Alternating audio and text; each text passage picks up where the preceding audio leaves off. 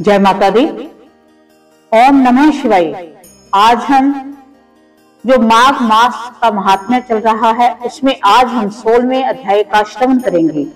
प्रयाग में संगम स्नान करने वाली कांचन मालिनी की कथा। कीर्ति वीर्य कहने लगे कि हे भगवान, वह राक्षस कौन था और कांचन मालिनी कौन थी? उसने अपना धर्म कैसे दिया और उनका साथ कैसे हुआ? हे ऋषि, अत्रि की संतानों के सूर्य, ये कथा सुनाकर मेरा कौतूहल दूर कीजिए। तब दत्तात्रेय जी कहने लगे कि हे राजन, इस पुरातन विचित्र इतिहास को सुनो। कांचन मालिनी नाम की एक सुंदर अप्सरा थी जो माघ मास में प्रयाग में स्नान करके कैलाश पर जा रही थी। तब उसको मार्ग में जाते हुए हिमालय कुंज से एक घोर राक्षस ने देखा। उस सोने जैसी तेज वाली, सुंदर कटी वाली, बड़े बड़े नेत्र वाली, चंद्रमुखी, सुंदर केश और तीन प्योधर वाली सुंदर अप्सरा को देखकर उस राक्षस ने कहा कि हे सुंदरी, कमल नैनी, तुम कौन हो और कहां से आ रही हो? तुम्हारे वस्त्र और वेणी भीगी हुई क्यों है? तुम आकाश मार्ग से कहां जाती हो? किस पुण्य के प्रताप से तुम्हारा शरीर ऐसा तेजस्वी और रूप ऐसा मनोहर है? तुम्हारे गीले वस्त्र से मेरे मस्तक पर गिरे हुए एक बूंद जल से मेरे क्रूर मन को एकदम शांति प्राप्त हो गई है। इसका क्या कारण है? इस जल की क्या महिमा है? तुम बड़ी शीलवती प्रतीत होती हो, इसका कारण मुझसे कहिए। अप्सरा ने कहा कि हे राक्षस, सुनो, मैं काम रूपनी अप्सरा हूँ। मैं प्रयाग में संगम से स्नान करके आ रही हूँ, इसी से मेरे वस्त्र भीगे हैं। अब कैलाश पर जा रही हूँ जहाँ पर श्री शिव निवास करते हैं। त्रिवेणी के जल से मेरी सब क्रूरता दूर हो गई है, जिसके पुण्य के प्रभाव से मैं इतनी सुंदर और पार्वती जी की प्रिय सखी हुई हूँ। सो आश्रय देने वाला उदाहरण मुझसे ब्रह्मा जी ने कहा था, सो सुनो। मैं कलिंग देश के राजा की वैश्या थी, रूप लावण्य और सुंदरता से अपूर्व थी। मेरी सुंदरता पर सारा नगर मोहित था और मैंने अनेक प्रकार के भोग भोगे। अनेक प्रकार के वस्त्र आभूषणों की घर में कोई कमी नहीं थी। कई कामी पुरुष आपस में स्पर्धा से मृत्यु को प्राप्त हो गए। इस तरह उस नगर में बड़ी सुंदरता से यौवन व्यतीत हुआ और मैं वृद्धावस्था को प्राप्त हो गई। तब मेरे मन में विचार उत्पन्न हुआ कि मैंने अपनी सारी आयु पापों में ही व्यतीत कर दी। धर्म का कोई कार्य, दान, तप, यज्ञ आदि नहीं किया। शिव या दुर्गा जी की आराधना नहीं की, ना कभी भगवान विष्णु का पूजन किया। इस प्रकार अशांत चित्त से मैंने एक ब्राह्मण की शरण ली जो वेदों का ज्ञाता और ब्रह्मनिष्ठ था। मैंने उससे पूछा कि मेरा निस्तार किस प्रकार हो सकता है? महाराज, साधु सज्जन अच्छे और बुरे सभी पर दया करते हैं, इसलिए मुझ दीन पर भी कृपा करके मुझे कीचड़ में डूबी हुई को पकड़ कर उबारिए। क्षीर सागर क्या हंस को ही दूध देता है, बत्तख को नहीं देता है?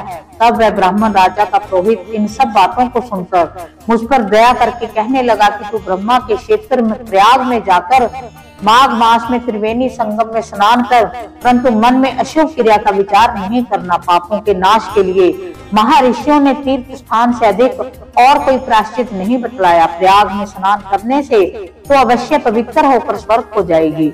हे भामिनी, पुराने समय में गौतम ऋषि की स्त्री को देखकर इंद्र ने काम के वशीभूत होकर कपट वेश से उससे भोग किया, इसलिए ऋषि द्वारा शाप दिया गया और उसका शरीर अत्यंत लज्जा युक्त हजारों भंगों वाला हो गया।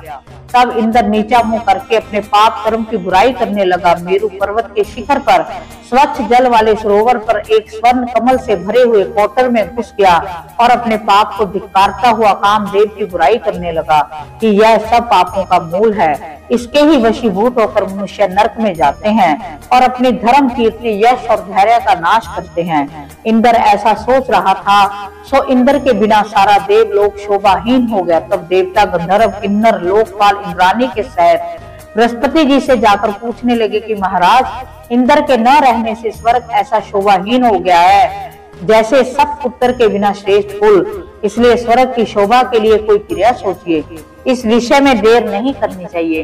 तब बृहस्पति जी कहने लगे कि हे इंद्र ने बिना सोचे विचारे जो कर्म किया है उसका फल भोग रहा है, सो वह कहाँ है? मैं ये सब जानता हूँ। फिर गुरु जी ने सबको साथ लेकर स्वर्ण कमलों से युक्त बड़े सरोवर में इंद्र को देखा, जिसका मुख मलिन और आंखें बंद थी। तब इंद्र ने बृहस्पति जी के चरणों को पकड़कर कहा कि इस पाप से उद्धार करके आप मेरी रक्षा कीजिए। तब बृहस्पति जी ने इंद्र से कहा कि प्रयाग में स्नान करने से ही तुम पाप मुक्त हो जाओगे।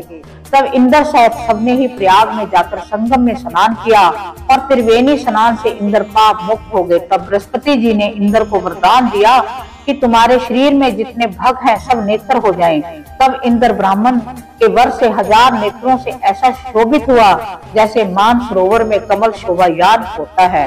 इस प्रकार हमने माघ मास महात्म्य के 16वें अध्याय को श्रवण किया कि प्रयाग में स्नान करने का क्या फल होता है। तो हम भगवान से प्रार्थना करते हैं कि महाकुंभ का जो पर्व है इस पर हम इस कथा को श्रवण कर रहे हैं और हमें भी इतना भाग्यशाली बनाए कि इस माघ के मास में हम भी इस स्नान करने के योग्य हों, हमारे को बुलावा आए।